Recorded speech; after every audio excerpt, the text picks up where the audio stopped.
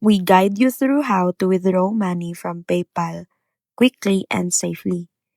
Start by logging into your PayPal account on the app or website, then tapping or clicking on your PayPal balance to see your available funds, selecting withdraw or transfer money, and choosing where you want the money sent, whether that's your linked bank account or debit card, making sure your bank or card is already added and verified to avoid delays.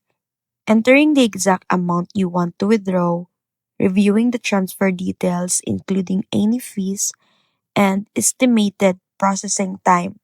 Then, confirming the withdrawal to complete the process.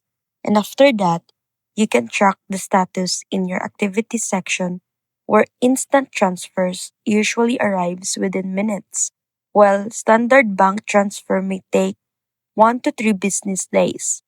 And if your withdrawal fails, double check your linked bank details, account limits, and PayPal balance because once everything is set up correctly, withdrawing money from PayPal is fast, simple, and can be done anytime you need your funds.